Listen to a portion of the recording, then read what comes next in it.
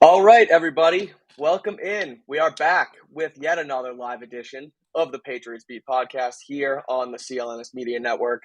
I am Mike Kadlick, and I am, as always, joined as always by 98.5 The Sports Hub's Alex Barth. And after a long weekend of NFL draft coverage for the both of us, we're back yet again.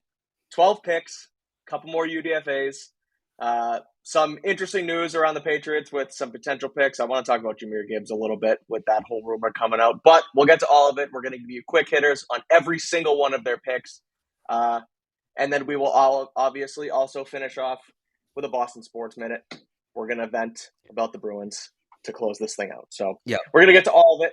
I want to remind you that we are powered by FanDuel here at CLNS Media and on the Patriots Beat Podcast. The NBA playoffs are here, so we're shifting focus from Bruins right to Celtics round 2. And FanDuel is offering a no-sweat first bet up to $1,000. All you got to do is sign up at FanDuel.com/Boston. No-sweat first bet basically means you make your bet up to $1,000. If it loses, they'll give you $1,000 in bonus bets up to whatever you bet on the first one. So pretty simple. Just do it at FanDuel.com/Boston, and that's where you get your money. So go do it. All right, Alex, well, like I said, we'll go rapid fire here. We'll go through each of the 12 picks. And we will start with Kayshon Gonzalez, who we talked about a little bit on Friday night, but Patriots obviously traded back from 14 to 17 and essentially, hopefully, if all goes well, land their cornerback one of the future. So any changed thoughts, I guess, since, we came on here ramping and raving about the whole thing on Friday morning. But frankly, I'm still in love with the Gonzalez pick. But, now that we've thought about it and took it all in, what do you think? No, I still love it. They took the best player that was on the board, happened to be in a position of need. They got a guy I think they realistically had no shot at getting. Mm-hmm. I just want to pull this up real quick. I'm gonna need the backstory on this in a little bit here. The John Zanis meltdown. I did not know there was such a thing. But they got the best corner in the draft. Yeah, you can't be mad about that. It was arguably their biggest position of need, and they got a player they shouldn't have gotten. I find issue with it. You can't. There was a speaking on John here on John Zanis meltdown that was just every single time a player was taken. We did CLNS Draft Central Live on here, myself, Taylor Kyles, and John Zanis. I tried to play middleman, but every single time a player was taken, Taylor was over the moon about it, and John was anti-pick, no matter what happened. Yeah. So shocker on both ends, frankly. And so I tried to play the field a little bit there. No real meltdowns, I guess, but towards the middle of the draft, especially on Saturday when they went, interior line, a couple special teamers, John was a little fussy, but we'll get to all that as we go through this. But again, Gonzalez, I like it. I think looking at the defensive backfield as a whole, right? You now have the true flexibility to allow Jalen Mills to move to safety. John Jones either to the slot or maybe to the boundary, depending on what you want to do with Jack Jones. But I think it gives you a little bit of breathing room there and still gives you one of the better secondaries in the NFL from top to bottom. So, again, if it pans out, this could be one of the better picks in the draft, I think. Oh, yeah, totally. And like you said, it gives you opportunity for versatility in the secondary. We know Jalen Mills is playing safety. I'm really interested to see what they do with Jonathan Jones at this point. Yeah. I think their best alignment is Jonathan Jones in the slot with Kayshon Gonzalez on one side, Jack Jones on the other. Now, the question is where are they at with Jack Jones, right? He was suspended to end last season. What does that mean? But they've got options in the secondary. They have a lot of options in the secondary. Yeah.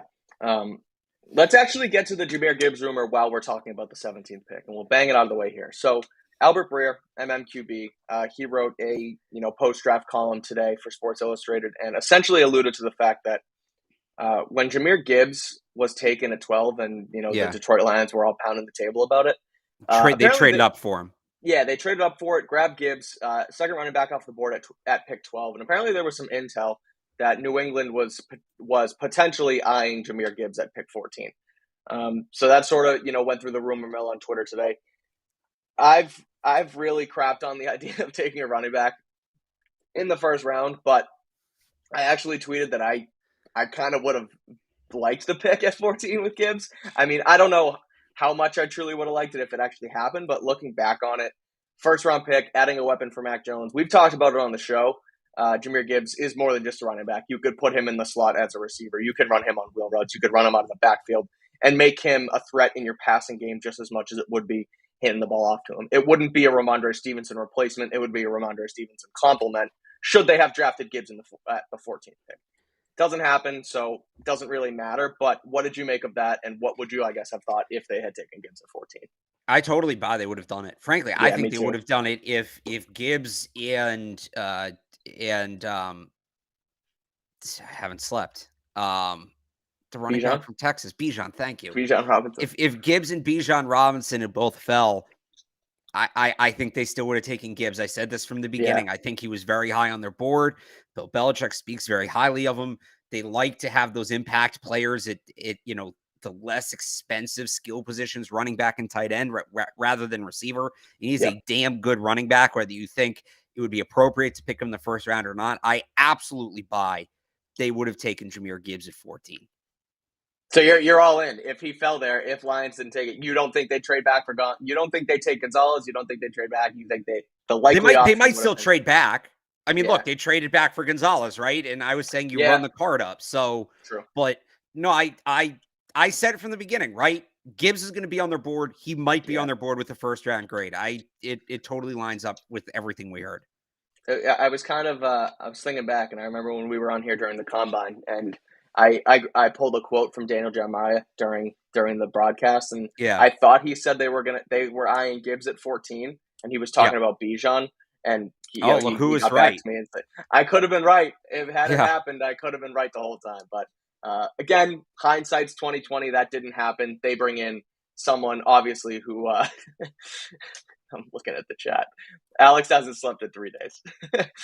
He's riding out here. He's good. We're rolling. But, so again, that's that. They bring in CB1, Christian Gonzalez, someone who, again, he's I think he has 11-1 odds to win Rookie of the Year on FanDuel Sportsbook. I think there's a high chance he does that, depending on how Will Anderson plays in Houston. But again, slam dunk, A+ first round pick, and I stand by it. So, like I said, we're gonna go rapid fire. So let's get into number 2. Day 2, there was a lot of rumors rolling around that they were looking to trade up, not only into the first round at the end of Thursday, but also into Friday. They were looking to get into the front end of the second round. Instead, they stick and pick, and Keion White essentially falls into their lap, the 6'5", 280-pound defensive end from Georgia Tech. It sounds like they were, A, ready to take him at 14, B, could have taken him at 17, C, wanted to go into the back end of the first round for him, and then D, didn't make a move, but he ends up falling to them right at 46. So this was another one where I was questioning it a little bit, only because, I waited all 3 days for them to bring in either a weapon or someone to protect Mac Jones. They didn't do it through days 1 and 2, but Keion White, 54 tackles, 7.5 sacks in 2022. Uche's in the contract year. You never know where that brings you, but thoughts on Keion White now that we've taken, some time to digest it too? I like this pick. I was a fan of Keion White's coming in. Now, look, it's not a slam dunk pick. I'm not saying I like this as in, they got, a Pro Bowler and All-Pro, but he's so athletic. He has great size. And then on top of that, he's only been playing defensive end for 3 years. He's a converted tight end. And when I see guys like that, right, he's been playing this position for 3 years, and he went ahead of guys who've been playing defensive end their whole lives. Right. So you think of the progress he made in the last 3 years, he's clearly a quick learner. He's clearly a guy that can pick it up. Now, he's a little bit on the older side. Some people have pointed to that limiting his ceiling maybe a little bit, but it's not like you need him to grow anymore physically. It's not like you need him to become a better athlete. He's an elite athlete at this point. He just needs to learn the technique. He needs to learn the finer points of the position. And this is something he talked about when we spoke to him after the pick. Said, my technique needs to be better. My technique's not good enough. If they can coach him up, they get a potential difference maker, I think.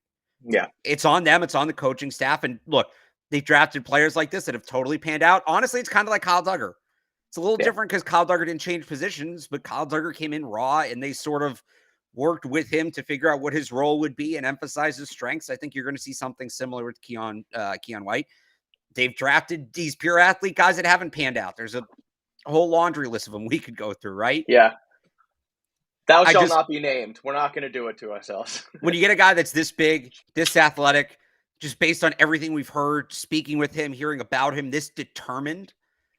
I like what's there. I always say when you structure the draft, first round should be instant high impact player, Pro Bowl, all pro ceiling. Like that's a guy who's going to star now and he's going to star in the future. Second round is your upside guys. You're getting the guys that maybe don't have the floor the first round guys do, but still have that all pro potential. Maybe they're a little further away. Maybe it's a little more work. Maybe they're a little less likely to get there, but have that potential. Third round, and we'll get to the third round pick in a second. Third round is the opposite. You're drafting the high floor guys, the guys that are going to come in, contribute as rotational players. And maybe that's just what they are. Maybe they don't have that same ceiling as the first round picks, but the floor is comparable. And then from the fourth round on, you're basically drafting for traits, which means you're looking for a guy who maybe his game isn't complete, but he can do one thing or two things super well. I'll use Demario Douglas as an example, and I really like that pick. Agility through the roof. The way that guy can stop, put his foot in the ground, change direction, come out of it as a route runner, as a ball carrier, however, is elite. The rest of his game needs a lot of work, but the idea is, can we build a role for him around that trait and maximize him? So that's what you're doing.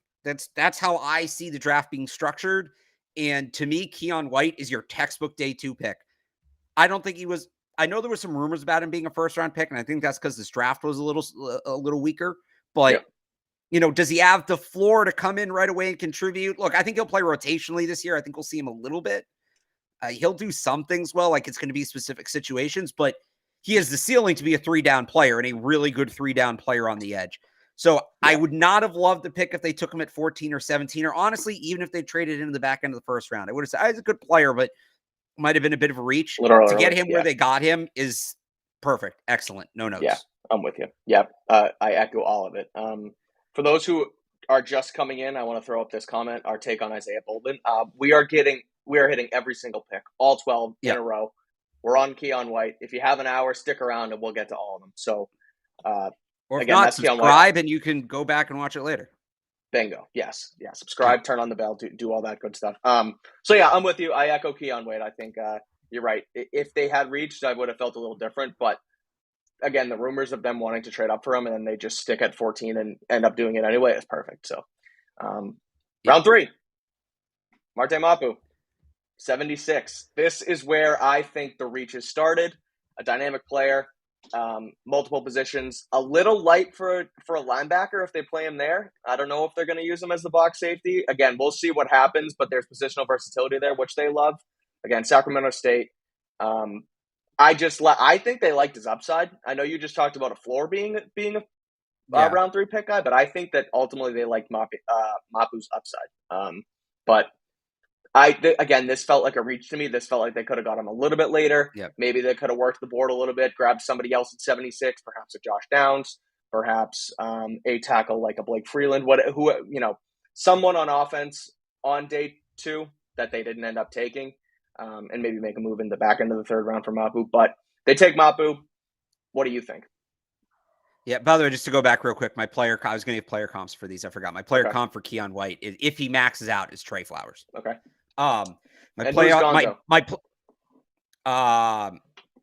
Not Steph Gilmore, because I'm not going to compare him to defensive player of the year, but that kind of corner, just ideally, we get to camp, we say how great he looks, then we don't say his name until the end of the year when he's an All-Pro. Exactly. That's the kind of player he is. You don't want to be saying his name a lot. Right. Mapu, it's a tough one to come up with because we don't know how they're going to use him. Right. Right. I'm very interested in that. That's one of the bigger storylines of this draft class, I think. And that's why I'm a lot more hesitant about this pick, because in theory, you're drafting him to be that athletic middle linebacker we've wanted them to get for years. You're drafting him to replace Mac Wilson, Raekwon McMillan. You're drafting him to be your Fred Warner. Now, he has to put on some weight to do that. He's 6'3", 217. That's not big enough to play in the box. But he doesn't put a ton on. He has to get up to 225. That's manageable. But there's a couple things about that. One, they are so impatient at that position, right? They tried Raekwon McMillan last year. He got benched. They tried Mac Wilson last year. He got benched. And then they just went back to Juwan Bentley and said, we're not going to have the athletic middle linebacker. We're just not going to do it. So they have to be more patient with him for him to work at middle linebacker. And they also have to be willing to essentially create a whole new role in their defense. Because they've never they had those smaller, more athletic linebackers playing like Bentley. Right. They didn't have them playing like a guy like Fred Warner. So will they do all that? Can they do all that? It's a lot. And then the other option is, well, are they just going to move him to safety? Because he's built more like a safety. And the concerns there are, the second thing would be, are they just going to turn him into an edge guy, an edge linebacker, an outside linebacker? Now he's got to put on 25 pounds. You're screwing with his athleticism. Don't love that. Or are you going to make him a safety? Is he the Kyle Duggar who's in a contract year? And it's very interesting. You look at the similarities. Small school guy, went to the Senior Bowl, really came on strong there, got on the radar there. I think you're picking heavily for traits. Whether it's a guy like Kyle Duggar, a guy like Marte Mapu, just supreme athlete. I don't know that Mapu's quite as fast, which is where the question is going to come in about him playing safety. Does he have the foot speed to cover some of these faster tight ends? And that would signal to me they're done with Kyle Duggar. So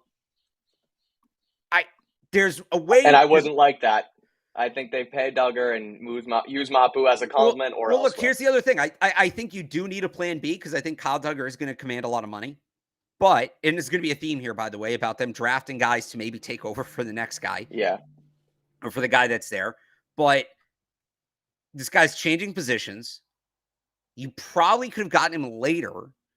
And even if not him, like I look at a guy like J.L. Skinner, who's a very similar player, very similar makeup, down to the fact they're both coming off torn pec injuries, who you could have gotten later on, who I think gives you more or less the same makeup. So I sort of see where I see where there is a path for this pick, right? I want to say I see where they're going with it, but it's not a path they've ever really gone down. So I would see where a team is going with this, but for them, it's a little out of character. Is this a shift in philosophy, or are they just taking a shot in the dark? It's hard to say. Yeah. I guess we'll see how it plays out. But and like you said, I'm with you as far as if they're going to use it as a Duggar replacement, I don't like it. I think they could instead complement each other. And Kyle Duggar deserves to be paid. He's one of the better safeties in the league, to be frank. And I want him to stay here. I do not want them to let him walk. Whether they let Uche walk and Awenu walk, and we're going to get to all those guys now, I think they keep the both of them. I think they should keep the both of them. We'll see how it plays out, obviously. But as far as replacing people down the line, another center named Andrews. The Patriots took Jake Andrews from Troy with the 107th pick in round 4. Not only were they continuing, and this is my opinion, not only did they continue to reach here, but it got very redundant. They already have a top-tier center in David Andrews. I know you have to build depth, and I know you can't just rely on, one string of linemen.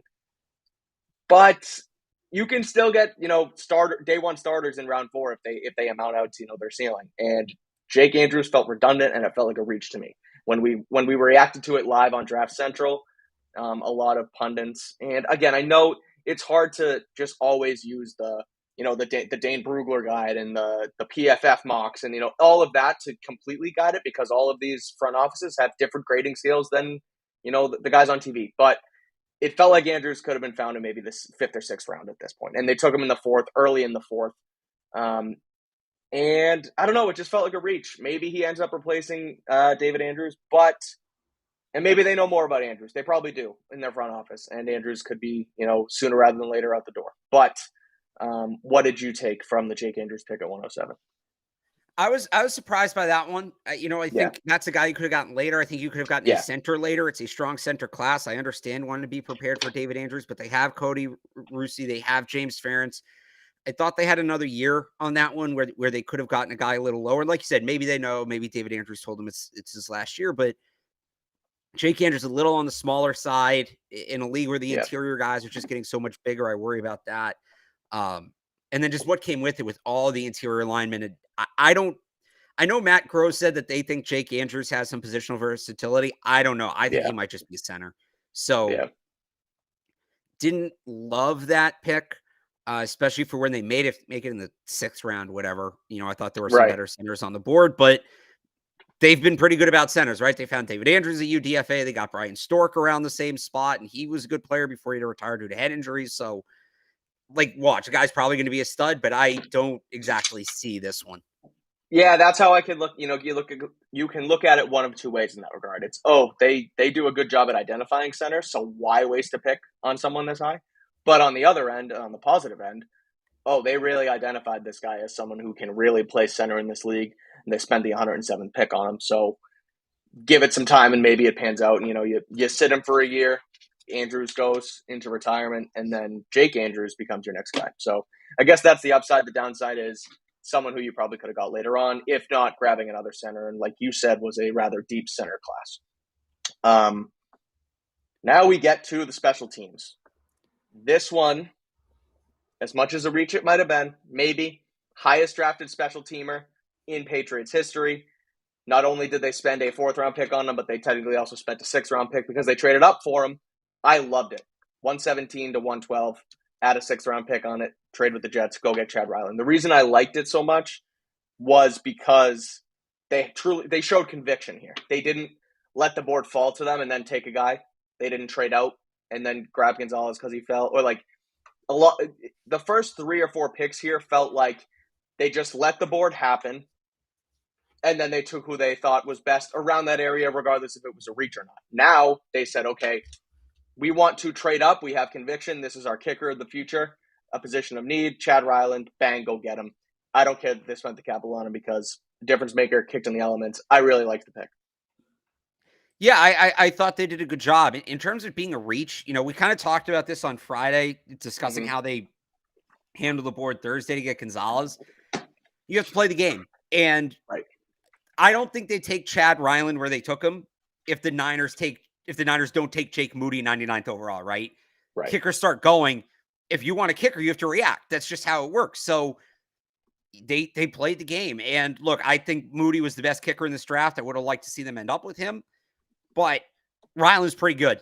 Yeah. I don't know that he has a massive leg, but they've never really operated that way. They want a guy that's going to be good from like 45 in, kind of like Nick Folk. And if you're somebody who hopes they're more aggressive, this is honestly good news for you because it tells me when they're in that fringe range, they're going to go for it. Right. They're going to go for it. They're not going to kick the field goal. So he kicked for 4 years in Eastern Michigan, went to Maryland. He's got experience in inclement weather. He's just got experience in general. He was a 5-year starter. I think that's important. Right. They probably could have waited another year, but Nick Folk kind of fell off at the end of last year, and I don't think they wanted to go into the season risking him being a mess and having to find a kicker midseason. So I actually had no problem with this. It's actually my favorite of their 4th-round picks. People were texting me, they traded out for kicker. What are they doing? I said, this is the best pick they've made this round. What are you talking about? Yeah. So yeah. Yeah, I think so too. Also, he can kick off. He's a kickoff specialist. So he can kick off what you need. They lose Jake Bailey to at first the suspension, and then obviously they release him, and then he goes to Miami. So, well, we're gonna have a position battle for kickoff this year because Baringer kicks off too. Exactly. So, but yeah, I heard this from Phil Perry.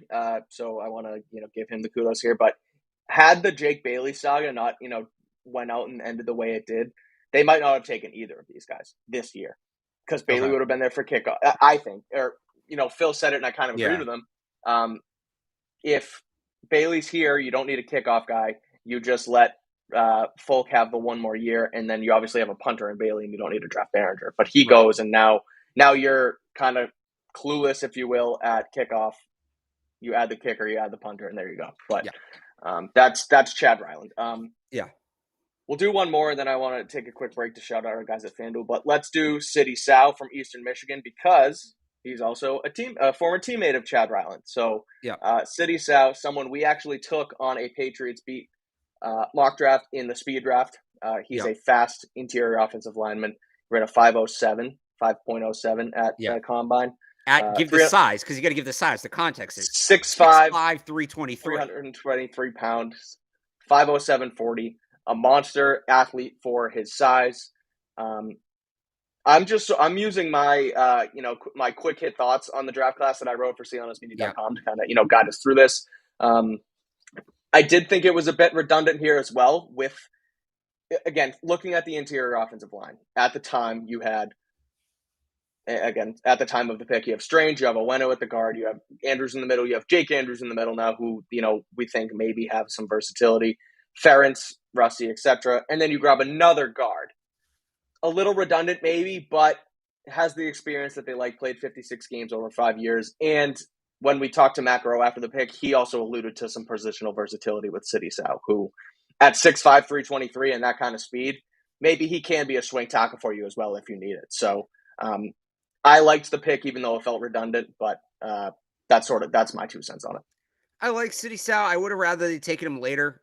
He's super raw. In terms of his technique and also like just recognizing stunts and some of the games teams are going to try to run. That's why I wonder about him at tackle. I think he's physically imposing enough to do it, but can he get outside? Can he move with the fast rusher to seal off the edge of the pocket? I think he's a guard. He can probably be a pretty good right guard in their system if they coach him up right. He needs a year, and he's going to have a year because they still have Mike Onwenu. And we'll get to Mike Onwenu after we do Antonio Mafi. But I see what you're pulling up? Do not pull that up, Mike. I want to talk about it. I don't.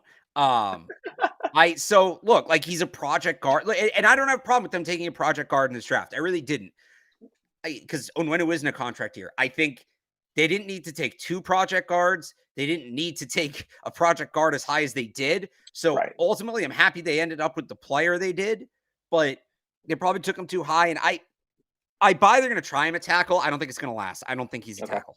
Okay. Yeah. So that's Sidy Sow. We're through we're not through the 4th round. We have a couple more left. But before we continue on, I want to do 2 things. First of all, I want to shout out our friends at FanDuel. But before I do that, I do want to bring up this. So this is a tweet that as I'm perusing through here, I pulled this up, and it's a AI generated 32 NFL mascots on this Twitter thread, and so I pulled the Patriots one, Alex, and I saw it already. But what do you make of this? Yeah, it's uncomfortable. It's what is that? It's the clown from It wearing a Brady jersey. Why does AI believe that to be the Patriots mascot?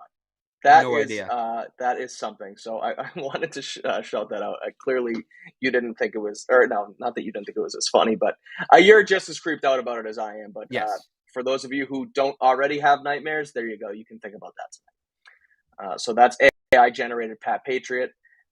Now that that's out of the way, let's talk about FanDuel, Alex, because Bruins broke our hearts last night. But the NBA playoffs are here, so make a fast break to FanDuel during the playoffs because right now, new customers can get a no-sweat first bet up to $1,000.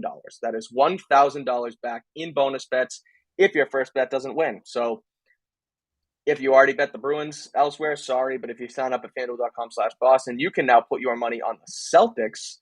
And if it doesn't hit, however much you bet, as your first bet with no sweat, you can get up to $1,000 back in bonus bets if your first bet doesn't win. On the app, it is super safe and easy and secure. You get paid out instantly on FanDuel, so as soon as your bet hits, they'll give you your money right away. Super easy, promos every single day, and there is literally no better place to bet on all the NBA playoff action than America's #1 sportsbook. So visit FanDuel.com/Boston and get a no-sweat first bet up to $1,000. That is FanDuel.com/Boston. FanDuel is the official sports betting partner of the NBA. All right. Sidy Sow complete. Yep. And now we'll talk about yet another interior offensive lineman let me find it. I want to pull up the L3 here. Antonio Mafi, UCLA. So 144th overall pick they used to take Mafi. Maybe redundant, I guess, but I thought actually I had him ranked higher than Sidy Sow as far as interior offensive linemen go. So if you want to base it off the fact that they took Sow and then they get Mafi here, feels like a little bit of value. They coached him up at the Shrine Bowl. That certainly probably helped them. They got an idea of, the kind of player he is and how he plays. They got to learn from him and all that good stuff. And this just showed me that the message and the objective was clear here, and we're going to protect Mac Jones up the middle at all costs. We're going to pound the rock. We're going to protect Mac, and we're going to move forward and really bulk up at least the interior of the offensive line, and that they're comfortable with the tackles. So that's my thoughts on Mafi. Again, someone who may be redundant given your interior offensive line depth, but someone they want to work with, and they take him at pick 144. Yeah, so he's kind of the opposite of Sidy Sow to me. Like Sidy Sow's the ceiling guy, the high upside guy. Antonio Mafi, I think, will come in, be a good player, and it's he's going to be a solid rotational guard. Maybe he becomes a starter, but I don't know how high his ceiling is. He's another guy that I look at and say he can play right guard in their system. Maybe he's replacing Michael Onwenu. Right. So that really, it's hard to not evaluate these two picks together, right? Sidy Sow and Antonio Mafi, and I look at two things. First off, they are worried about their ability to retain Michael Onwenu. I think that is clearly true. I think one of these two guys is your week 1 starting right guard in 2024. The other part of it, I've seen a lot of people ask this is, well, they didn't take a tackle. They took 2 guards. Is Mike Onwenu going back to right tackle? Right. There's 2 reasons I'm hesitant about that. First off, we don't know how good these guys are going to be in the NFL. I don't think you make that straight up your plan going in. Now, I think Mafi might be ready. If so, is a great camp, it becomes easier to talk about it. But I hardly doubt that they walked away from the draft saying Michael Onwenu's our right tackle. Maybe they know that that can be an option down the road, but that's just not how they operate. They are not penciling either of these guys into a starting role, nor should they at this point. There's a reason they went when they did. The other thing is last year, they were adamant that Michael Onwenu was going to play guard. You know, they dinked around with his development for 2 years. They kept bouncing him back and forth, and they said, we want him to be a guard. He's going to play guard. We're not going to move him. And that got tested even late in the year, right? When they lost Isaiah Wynn and Trent Brown and guys keep going down. And it made all the sense in the world. You know, it's like, we get it. You want him to play guard, but like, this is an emergency. You kind of need a body. They still, nope, he's a guard. That's what he wants to be. Maybe that was a Matt Patricia thing, and that goes out the window with Bill O'Brien, but they were dead set last year about keeping him a guard. And the reality is, coming up in a contract year, he's going to make a lot more money as a tackle than he would as a guard. So if they do think they're going to pay him, that's even less reason to move him out there. So I just think they've been against the idea of moving him back to tackle since this time last year. And I don't see, outside of it, unless Bill O'Brien walks in and says, I am here now, he is a tackle. Anything short of that. Yeah, Clem as well will be involved in that. Right, and Adrian Clem too. That's a good point. But I don't think that they're looking at it that way. I don't think they're looking at, we got better guards, so now we can move him back to tackle. I don't think they're looking for a reason to move him back to tackle. I don't think they want to move him back to tackle. I actually think they're actively against the idea of moving him back to tackle. Yeah, they don't want to, add a contingency plan to it. You don't want to just bump him out there. He's better at guard. He was solid at tackle, but he's better at guard. They like him at guard. They want to use him at guard. So why bump him out to a position where he's less than, only because you have a rookie who you might think can play? I agree with you. I don't think that that's their plan. I think they want to stick him at guard, build depth behind him, and essentially, again, like you said, think that if they can't retain him, give yourself a chance by keeping him at guard, and don't price yourself out just for a position change. And then, just if he walks, great, and now you have someone like Sow or Mafi to come in behind next season. So that's that. I think again, okay picks in the 4th round, but I guess in my opinion, could have been a little bit better. But as we move through here, they don't take anyone in the 5th round. 5th round is usually I thought Mafi was technically 5th round. I think he was. They traded, because 135 was the last pick in the 4th. Yeah. Oh, you're right. Okay, I have it written down wrong, but it says it on the lower third anyway. That's me. Okay. So it was a 5th round pick. So then they move into the 6th round, and Alex Barth. Besides, sorry, I don't know why I just did that, but I'm really excited because besides Christian Gonzalez, this was my favorite pick for the Patriots in the draft. They bring in Kayshon Boutte. What a pick! Widely considered a 1st round talent the year before.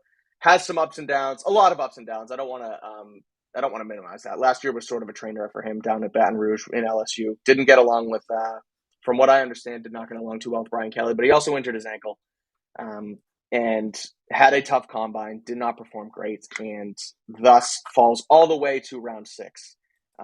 Some coachability concerns as well. I don't think that will be a problem. Well, it could either be a massive problem or not a problem at all, where you come in and you get coached by Bill Belichick and Bill O'Brien. You either fall in line or you're out of here quick. And so that being said, all the talent in the world, Matt Groh said it best, all the potential in the world.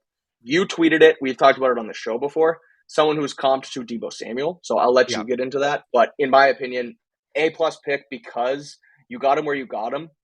Like I said, all the potential. And then if it doesn't work, that's okay. You didn't spend a high pick on him. You spent the 187th pick.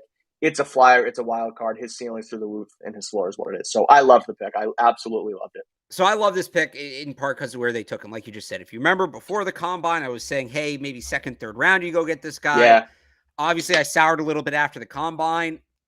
I thought there would be a team that kind of overlooked it and still took him in the top 100 or right around there. Clearly, they didn't, right? He goes 187th. But the ultimate boomer bust pick. Like the two comps they gave out, I think his ceiling, I don't know, quite as good as Deebo Samuel, but up there. But his floor is, Mike, do you remember Jeff Thomas from Miami? Vaguely. 2020, yeah, he was a UDFA. They signed him. We got all hot and bothered about it because he was a baller at Miami, but he couldn't stay on the field because of injuries and off the field issues and stuff like that. And he never really got even out to practice at training camp. He missed the first week. We never found out why. He was there for a little bit. There was no preseason that year, so we never got to show anything off. And then he got cut. And I think he's in the XFL, the USFL now. He's never played an NFL snap.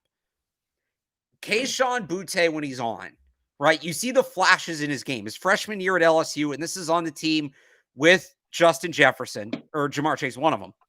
45 catches, 735 yards, 5 touchdowns. I mean, he balled out. And then the last couple of years, he's been hurt. There are some internet rumors out there about coachability issues, discipline issues, things like that.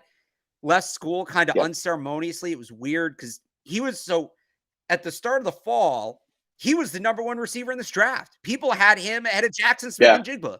And then he had a down year, and everybody at LSU had a down year. I know they ended up in the SEC championship game, but it was kind of a mess to get there.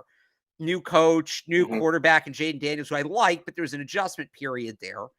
Had kind of a down year, so he decides he's going back to school. Then the next day, the school says, well, he's not eligible to play in the bowl game. Nobody knew what that meant. There's rumors out there. You can look them up. But he's not eligible to play in the bowl game. And then the next day, he says, I'm going to the draft. I'm not going back to school. I'm going to the draft. So it was all kind of weird. Sort of felt, I'm not saying he got dismissed from the program because he did not get dismissed from the program. But it sort of looks like that, or at least it was a no, I'm not breaking up with you. You're not breaking up with me. I'm breaking up with you kind of thing. So injury red flags. Then he said he ran a combine with a broken bonus ankle. Injury flags. He struggled to stay on the field. There might be some character concerns, but holy crap, when he's on, when he wants to play, this kid is unbelievable. Great route runner. Excellent after the catch. Again, when he wants to, he's got that dog in him, right? He just he'll run through you, all of it. When he wants to get to the end zone, he finds a way to get to the end zone. He's tremendously talented if they can bring it out of him. This is a team that has struggled to develop wide receivers. So I'm not sitting here telling you he's going to solve all their problems, but you know, they haven't taken a guy like this in a while. They haven't. They've kind of been trying to get these, like what I said before about the late round receivers, right? They've been doing that, but early in the draft. They've been taking these guys who are trait-based, right? It was Speed with Tyquan. They took him high. Nikhil, it was that yak ability, even though it didn't really transfer like that. He was a trait guy. He wasn't really a well-rounded player. And then they go later on. They try getting guys like Trey Nixon, who was kind of the opposite of what Kayshon Boutte is. Trey Nixon has a decent baseline level of skill. And he hasn't been able to crack the roster in New England, but he's going to be around the league for a while.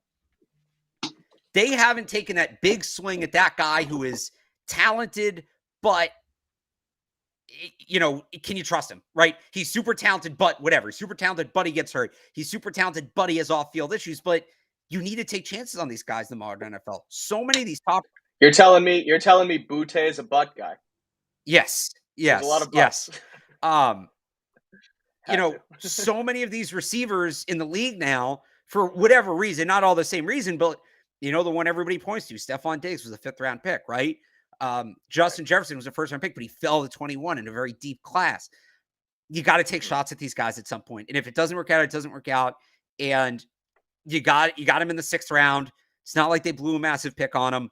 I'm super excited to see what happens with this. I don't know that it's going to work out, but it's going to be very interesting to watch one way or the other. Yeah, for sure. I'm ecstatic. And again, you talk about character and all that. He sounds ready to go, at least from what he said to us when we were on the conference call with him. He said he felt his college career was good, could have been better. But what he said too about after that career is that, and quote, I'm motivated more now than ever. It's a blessing to make it to the NFL to be drafted by the Patriots. It's what every kid dreams of. And when asked what he wants people to know about him is that I want you guys to know that I am a hard worker. I'm going to give it 100% through everything. I've been doubted a lot, and essentially said that's what fuels him. So for what it's worth, some LSU fans pulled up some similar quotes from him before last season when he had a down year in 2021 going into 2022. So I take all that with do it on the field. I take all that with a grain of salt. Let's see it on the field. Right. Sure. Yeah. But again, I love the pick. I think it's worth it at this is right. This is the exact kind. Now, if they make it 87, I feel a lot differently. I say this guy has way too much buzz potential. Exactly. You can't take him in the top 100. You potentially threw his pick away. 187, when you have 12 freaking picks, this is the exact kind of move you should be making. When you have 12 and you're going to use them all, this is one of the ones you use. Dead set on, all right, we have all these picks. I just want to use them, which was absurd in and of itself. UDFA class. We're 40 minutes into this damn show, and there's still 4 picks to go exactly. Because they went with 12. So let's move on. But again, Boutte, my favorite. I will say this real quick. Scotty Washington is 17. So hopefully, so the comment says as long as he doesn't wear 17, hopefully he gets saved from the 17 curse. Because I'll tell you this: if I see Kayshon Boutte in number 17, I'm going to be worried. I'm going to be very worried. Yeah. I'm not superstitious. I don't really buy into that kind of stuff. The number 17 curse with the Patriots is a different thing. That thing does not. I don't buy into it either, but I don't buy into superstitions either, but the 17 one, I got, oh, great. You know what 2 numbers he wore at LSU? 1 and 7. 7 and 1, 1 and 7. He wore 1 in high school. Oh, boy. Maybe he'll wear number 71. Maybe. We can't wear 8. I know. Maybe 6. 7 minus 1 is 6. There we go. I guess one's... Yeah, that's better. No, one's taken. One's taken. One's Parker. Right. 15's open. 7's open as well. Oh, no, Juju's 7. Juju's 7, yeah. But, well, so he's going to be... actually, you want to do this real quick? Yeah, we'll do an exercise. So he is going to be number 1. Christian Gonzalez is going to be 50. Keion White's going to be 51. Marte Mapu is going to be 52. Jake Andrews is going to be 53. Chad Ryland is going to be 54. Sidy Sow is going to be 55. Antonio Mafi is going to be 58 because 56 is unofficially retired. 57 is retired. Kayshon Boutte, he's going to be 59. Close. Okay. Bryce Baringer is going to be 60. Demario Douglas is going to be 61. Ameer Speed is going to be 62. Isaiah Bolden is going to be 63 coming into camp. Okay. Interesting there. I know if Boutte somehow got 71 in camp and was flipped from 17, that would be a disaster. I just keep 17. We need Scotty Washington to make the roster. Keep 17 away from him. Exactly. All right, let's move on. Bryce Baringer, 197 overall, or 192 overall in the 7th round. This solidified the Patriots as the first team since 2000 to draft both a kicker and a punter in the same draft class. Good news is it was the Raiders, and they drafted Sebastian Janikowski and Shane Lechler, 2 of the best players all time at their positions. Baringer was arguably the best punter in the class, I'd say. Corliss Waitman's here. Jake Bailey's gone. I don't know what it means for the position, but at least add some real competition there. So Baringer's a really solid punter, but that's kind of my 2 cents. Not too much on Baringer. I like the pick at 192. I think it's fine. It's a position of need, so go for it. So it's funny. He's the guy when we came away from the Senior Bowl, right? And everybody's, Adam Korsick, Rutgers. You're going to take the Rutgers guy. I like Baringer. He's got a bigger leg. And Korsick maybe is a little more accurate, but I just think they want a guy that can boom it. It's kind of what we heard from Cam McCourt last year, right? So biggest leg in this class. I'm bummed it wasn't Michael Turk. I'm a little surprised it wasn't Michael Turk. Yeah, he went undrafted. Did he? I thought he went late. No, I think he was undrafted and then signed with you're right. You're right. I did see that because he's now with Jake Bailey, right? Ironically. Oh, yeah. Yes, Yes, Korsick hasn't signed yet? Really? Interesting. Wow. Huh. They invited him. He got invited to mini camp. Okay. That's surprising. That's wild. Because I just realized, I was like, I don't know where he ended up. I got to look. Baringer, solid pick. I think he can play. I think he's better than Corliss Waitman. I do. I think he ends up winning the punting job. Yeah. Yeah, me too. And I'm okay with it at 192 as well. I think at the time it was a fine pick as far as taking him there. They didn't reach for one 6th-round pick. Take your shot. Bring in a guy who has the potential to be your punter for the next 5-10 years if you want him to be. So that's that. Let's go to 192. Another great pick in my opinion. Demario Douglas from Liberty, wide receiver, short and quick, 5'8", 179. A shifty pass catcher, probably primarily will play in the slot. ran a 4.44 40, and also worked with the Patriots at the Shrine Bowl in February. That's clearly where he became on their radar. I have no doubt about that. Someone who I think, and I know it's early, I know it's May 1st, and I just wrote a 53-man roster projection yesterday in April. But looking at it now, it wouldn't shock me at all if he makes the team. Yeah. I think that he can get there, kick returner, punt returner as well, I believe, if I have that right. So someone who's versatile, maybe has a chance to play inside and out as well. But again, I like the pick. Take a shot on him at pick 192. I think it's fine. Yeah, I really liked him at the Shrine Bowl. He popped off the field immediately. Or 210. I have this wrong too. It was pick 210, not pick 192. I'm all over the place here. He popped off the field at the Shrine Bowl. He was excellent. So he was, because Zay Flowers was on their team, right? But Zay Flowers only practiced one day. He's the guy that was in the Zay Flowers role. And I could say, like, Zay Flowers out there watching him, right? Like, look at this guy go. So I don't know that he's a full-on slot receiver yet. He still has to work on his game quite a bit. He's got to bulk up a little bit. I think he needs to be a little more he's got to work on ball security. That's a big one they're going to want to have him do. I think he's got to expand his route. He didn't run that many routes at Liberty. The ones he runs very well. But I look at him right away. What's his role? To me, it's what Marcus Jones did on offense last year. And that doesn't mean they can't play Marcus Jones on offense, but he's a corner. He's made that clear. He wants to be corner. He wants to be a corner. They've made it clear they want him playing corner. They want him focusing on the defensive side of the ball. That role for what we saw it last year was probably about as big as it's going to get with him on offense. And that sucked because a really good package. It was a really good collection of plays, but you can't run it if you can't have him on the field that much. So now you have a guy who actually is an offensive player who has a similar skill set. He even said he's modeled his game after Marcus Jones in the sense of being a ball carrier who you can put on the field 20, 25 snaps a game, and you can build out that package. So I don't think he's ever going to be like a full-time player. I don't think he's the next New England, like, great slot receiver, but he's going to be a guy that you're going to turn to. And look, I think they can line him up in the backfield. They can line him up in the slot. They can put him in motion. He's a guy you're going to put on the field. You're going to try to find a mismatch, get the ball in his hands, and let him create. He'll probably contribute as a kick returner as well. I think Marcus Jones obviously has the punt return job lined up, but he doesn't return kicks. So Demario Douglas, the guy that maybe returns kicks, he did so at Liberty. Another pick I like. And Mike, I'll say this. I think they were in on him before the Shrine Bowl. I think this is the guy they've targeted. Okay. Yeah. Interesting. So again, I thought it was a good pick for where it was.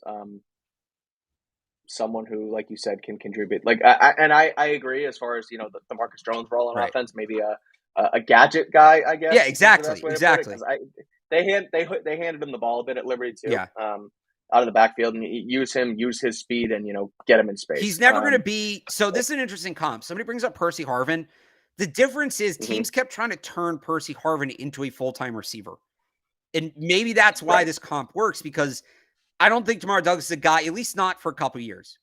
He's not going to be a guy you're going to put on the field 80, 85% of the time, and he's going to be like your slot guy, right? He's a guy you put on every once in a while, try to catch the defense off guard or pick a matchup. And that's what Percy Harvin probably should have been. He went in the first round, so he wasn't.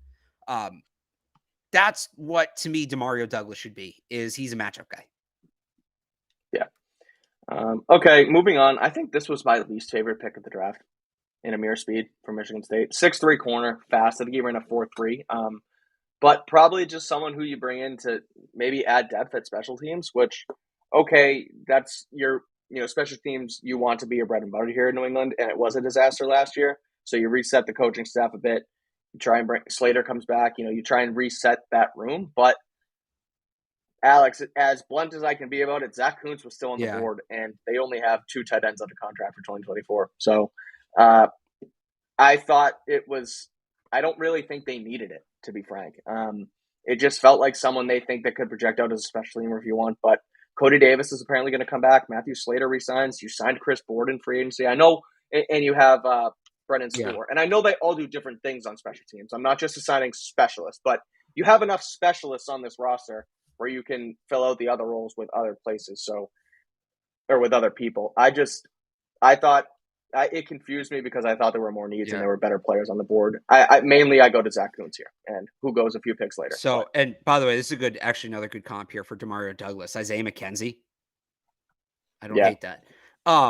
With I didn't mean to pull that up, or did you do that? Brock Bowers next year. If they're picking high enough to take Brock Bowers, things have gone horribly wrong.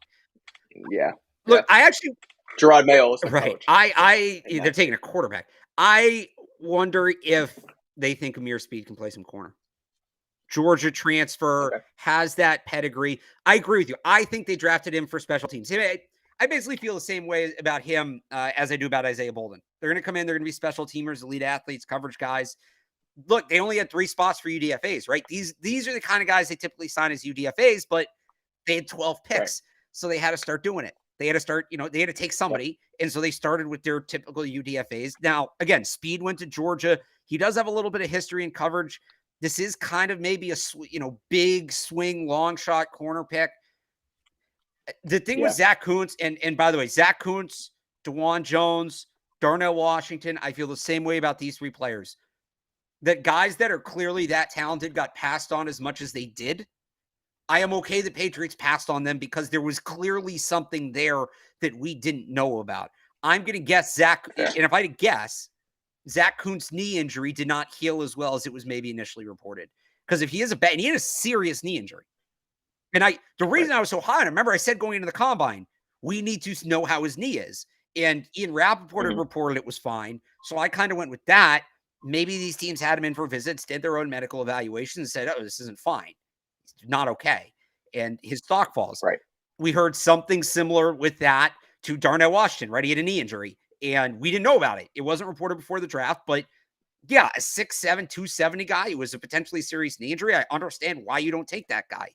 DeJuan Jones, it sounds like it may have been more, character issues. I don't entirely know what went on there, but they took a guy like that. It was Kayshon Boutte. I don't know how many of those guys you take.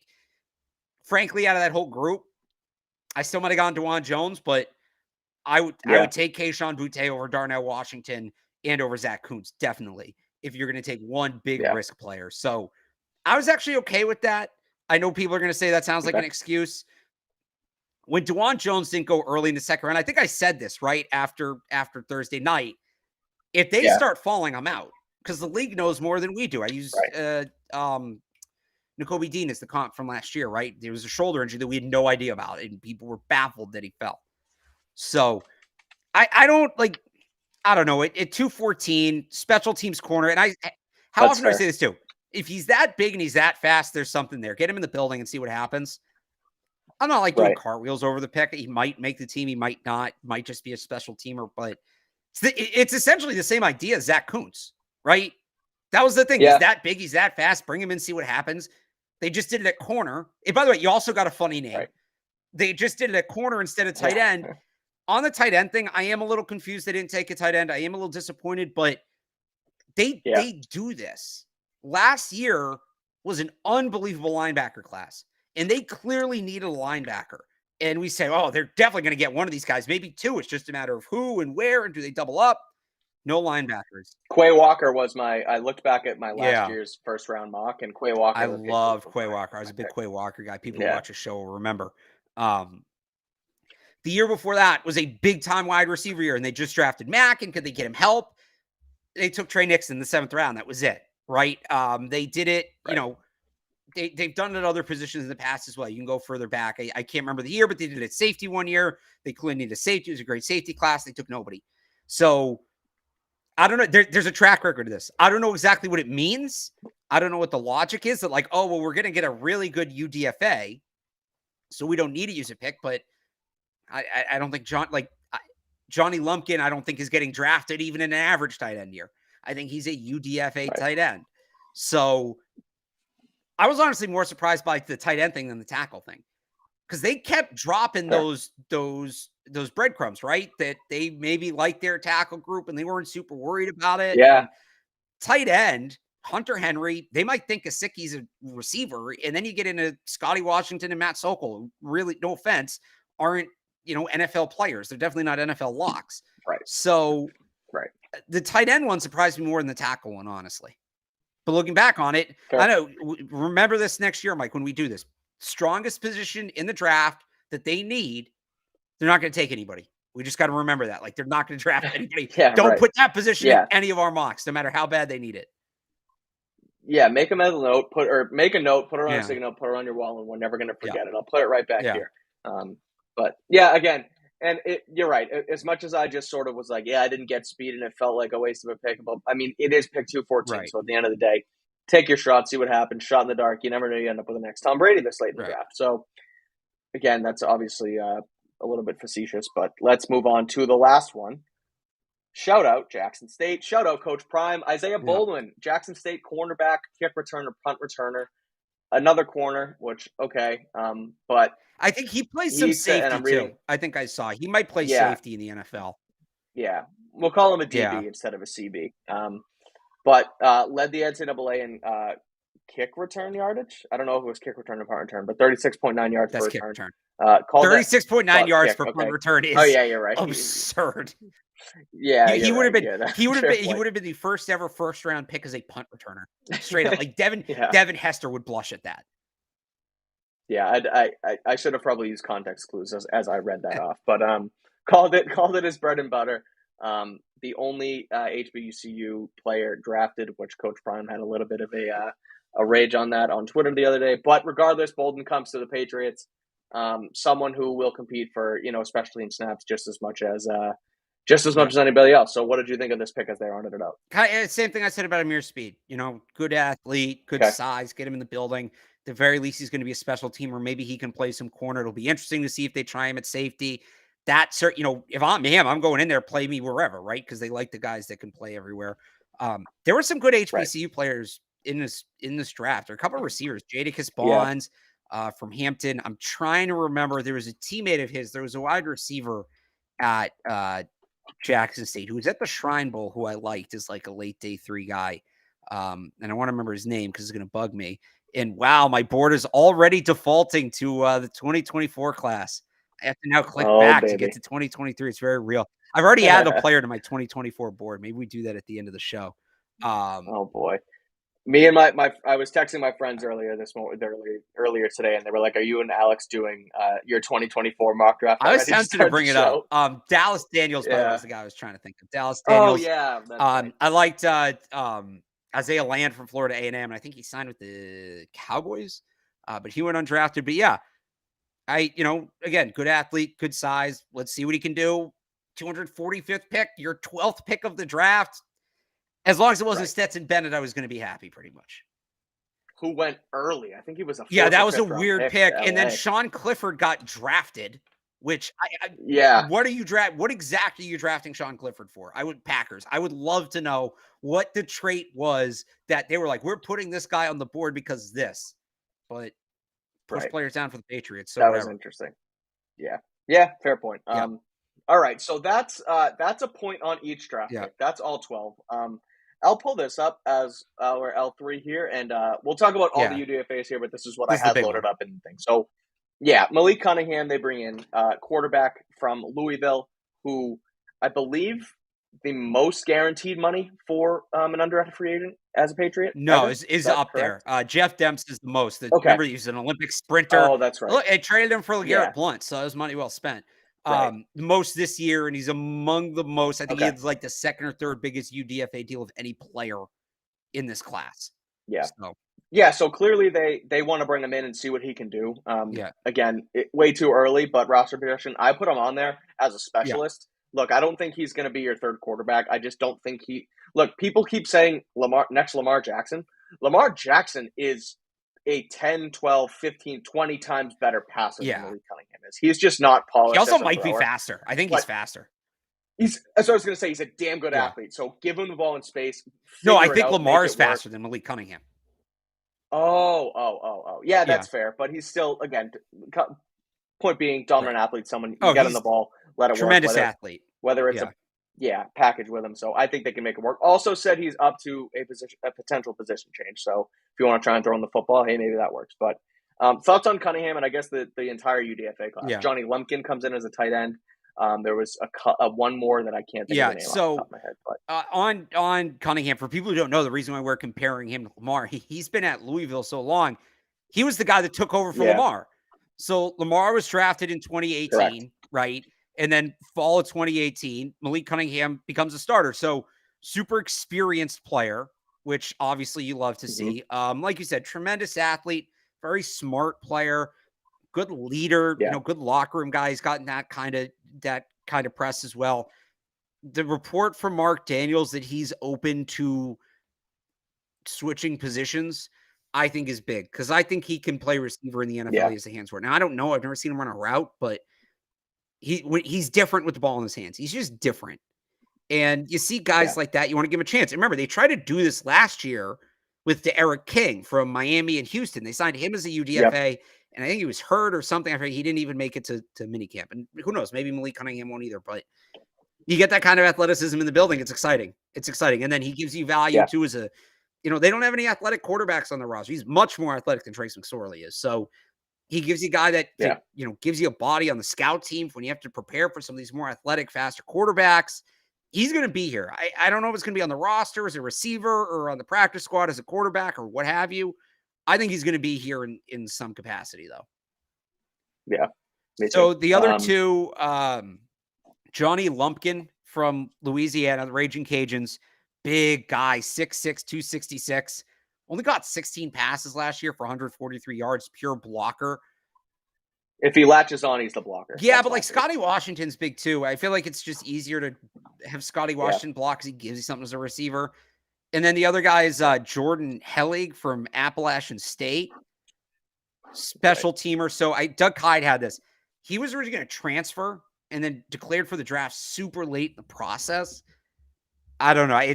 It's a weird makeup. Like maybe he hangs around as special teamer, but the fact that he declared that late tells me that somebody told him, hey, NFL teams maybe aren't that into you, and there's probably a reason for that. So, I think that the UDFA streak continues. It is something that's important to them. It's not a coincidence that they've had a UDFA make the week 1 roster for 19 years in a row. They do that, so when they get into these negotiations with these guys, they can say, you're going to have a real chance to make the team. We're not bringing you in as a camp body.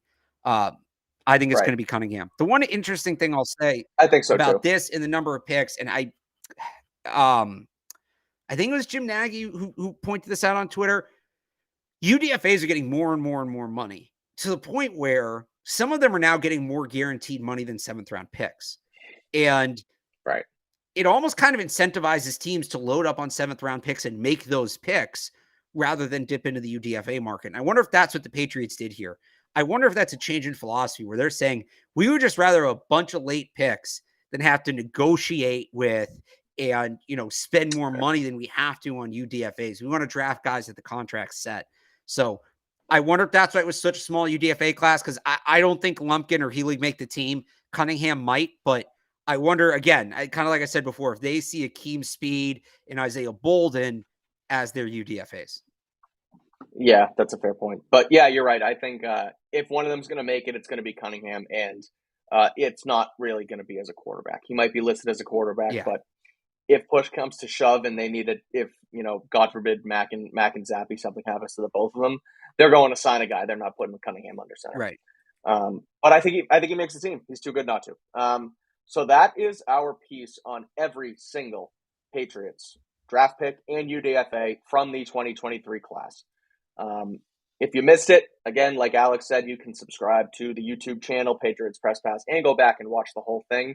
But that's us sort of putting a bow on our initial thoughts. When we come back Thursday, we'll probably open it up for some Q&A to get you all involved. So thank you guys all for, tuning in, following along with us. A great draft weekend, so we appreciate it. Before we go, we have some things to discuss, and it's not about the Patriots. We're going to bring a Boston sportsman in here because I am livid. Alex is livid. I'm sure you're all mad. livid. I'm just disappointed. It's funny. My dad's in Florida, so I was going back and forth talking to him last night, texting him all night. He was like, take a breath, whatever. He's like, are you still, this morning I was talking to him, he goes, are you still sad? And I said, I'm not sad, I'm mad. I'm mad about it. The Bruins, for those of you who don't know what we're talking about, the Bruins blew it. They blew it. They were the best team in NHL history, and they go out in the first round. They go up 3-1 in the series.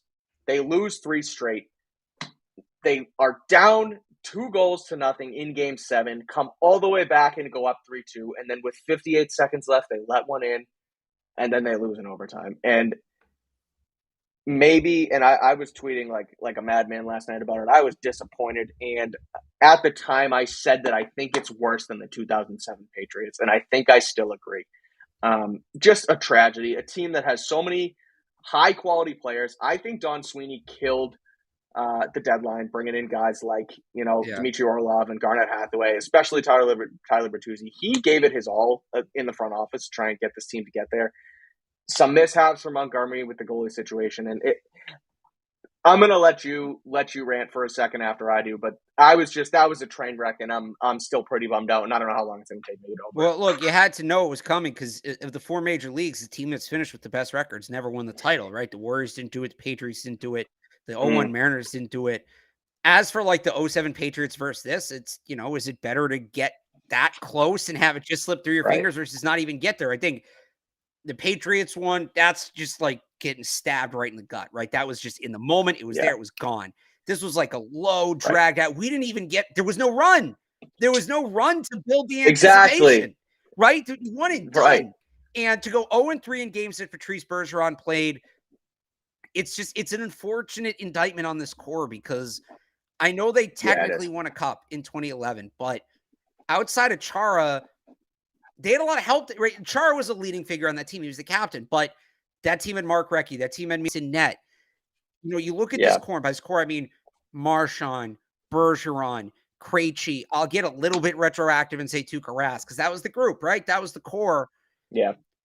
They never won a cup without getting the greatest performance from a goalie in postseason history. And by the way, Tuukka in 2019, they got like a top 5 performance. Top 5 all-time postseason performance. Couldn't win the cup. They needed the greatest. They needed the greatest performance ever by a goalie in the postseason to win a cup, and this is their legacy now. And I'm not saying they should have won the cup every year, but no, this is like an all-time team, and they're going to come away with one, and that's unfortunate. Yeah. And if this is it for Patrice Bergeron, for him to get booed off the ice in his final appearance, and not him getting booed off the ice, people were booing last night when they were leaving the ice, as they should have. It was a pathetic effort. Right, correct. They panicked. I'll get to that in a second. I almost get pissed when they cheer for them at the end. I'm like, don't cheer for these guys. They just blew it right in front of your face. For Patrice Bergeron to leave in that regard is really sad, but also maybe fitting because that's what his career's been. I know. And as for what happened in this series, they panicked. They played panicked hockey the whole time. At no point did it look like they were confident that they were the better team than the Florida Panthers. And they were the better team than the Florida Panthers, even without Patrice Bergeron, even without David Krejci when he was hurt. But the unnecessary turnovers, the miscommunication in defensive zone, they kept trying to push it when they didn't need to do that. They just needed to play their game, and they went so far away from that. It was really just odd to see. I don't know, the series should have gone 7 games. Florida was the better team in game 1. Bruins won. They stole it. Florida was the better team in game 1. That's why this hurts so much, because the Patriots got right there, and it was like 2 plays, and that was it, right? They were the best team all season except maybe 2 plays, and those 2 plays made the whole difference. The Bruins weren't even the better team in the playoffs in some of the games that they won. So, I look at that. The team panicked. They got out of control. Points at the coach. It points at the coach. And I know we've given Jim Montgomery a lot of respect this year, but frankly, I think it was an easy job. Patrice Bergeron coached that team. They didn't need an adult in the room. It was all taken care of until they did. Patrice Bergeron got hurt. He wasn't there on the bench. It spiraled, and Jim Montgomery couldn't take control. And look, it's a shame the mean coach had to leave. Where's his team, Mike? They're still going. So, moving on, baby. When I say it's an indictment on this core, some of it goes on Bergeron and Marchand. You have to look at Jim Montgomery too, because he had every chance in the world to just say, hey, cut it out.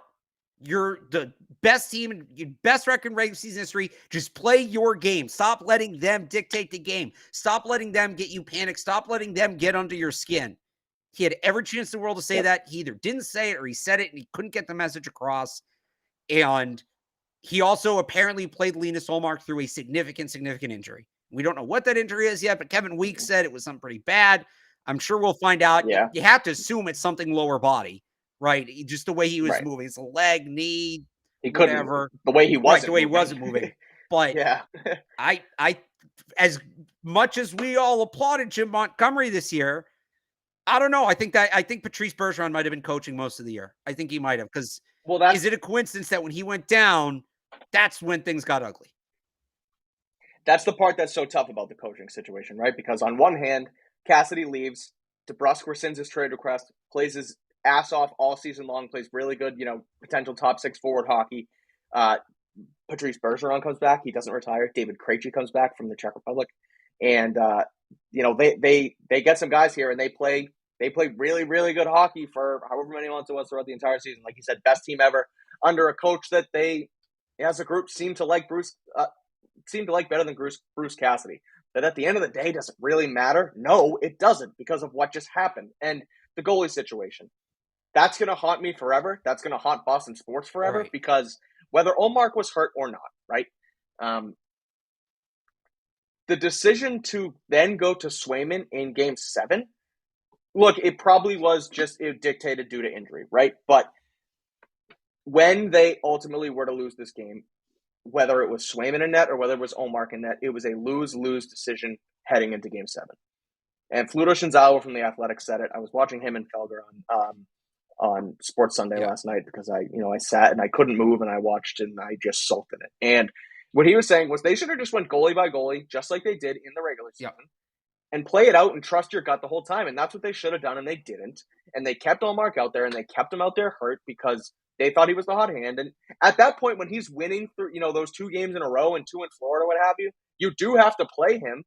But you don't if you just played Swayman in Game 2. And I know it's revisionist history, and, we're going to think about this the entire time, forever, because it's going to haunt us for a long time. But Montgomery, I think he screwed it up. And I did not like his comments about goalie Bob last night at all. That was wrong. That was wrong. That was really, really bad. That really rubbed me the wrong way. And I tweeted it, or I retweeted it from Michael Hurley when I saw it, and a couple people said it was out of context. But when I heard the full thing again, he said that it really wasn't out of context. He said, we thought this was the best decision, and then he went right to goalie Bob and said, you're going to have to ask him more about it. And I do not like that. You are the head coach of the team. It is everybody's decision, but you wear it on your shoulder, and he didn't do that, and I didn't like that. That really pissed me off. So that's my 2, 3, 4, 5 cents on it. Clearly not happy, and I won't be for a while. But that's my piece on the Bruins. Do you have anything else before we get out of here? Celtics in 4. The Sixers. Yeah. Every time the Sixers play Celtics, one of 2 things happens. Either the Celtics win close, and it's like, wow, if not for Embiid, the Celtics would have blown them out. Or the Sixers win close, and it's like, wow, Embiid carried them. Harden no-shows against the Celtics. They all no-show against the Celtics, except Embiid. If he can't play, I think this could be a really quick series. Yeah, I'm with you. And like you said, sort of just, speaking on that, and as we get out of here, like you said, Celtics in 4, I think they're going to roll. They're the best team in basketball. And again, if they don't do it, they're going to be a disappointment, which is too bad, but that's where they're at. They're the favorite, according to FanDuel Sportsbook, who we are sponsored by. Go to FanDuel.com/Boston. You can get your no-sweat first bet up to $1,000 in bonus bets. All you got to do is go to FanDuel.com/Boston and sign up, get an account, and you get a no-sweat first bet up to $1,000. If you're already on there, you can follow my bet for tonight on FanDuel, which is Jason Tatum and Jaylen Brown to combine for 60-plus points against the 76ers tonight. They boosted it for us. It goes from, I believe it was like plus 180 all the way to plus 300. So you get some value there if you want to. FanDuel.com/Boston and bet on Tatum and Brown to score 60-plus if you want at 3-1 odds. So that's where we're at. That is it for us tonight. Thank you guys for tuning in. We appreciate it. We appreciate all you guys for watching us the entire weekend, really, when we recap the draft, tuning in on Twitter. Thank you guys for tuning in. We will be back probably on Thursday. We'll do some Q&A. We'll continue to talk about this Patriots draft class and the Patriots as a whole as we gear up heading into OTAs here. So until next time, he's Alex Barth. Follow him on Twitter at @RealAlexBarth. Read all of his Patriots and Boston sports content at 985thesportshub.com. I'm Mike Kadlick at Mike Kadlick on Twitter. You can check it out on clnsmedia.com. And again, follow us on Twitter for everything we are up to. So, Alex, thank you for joining me.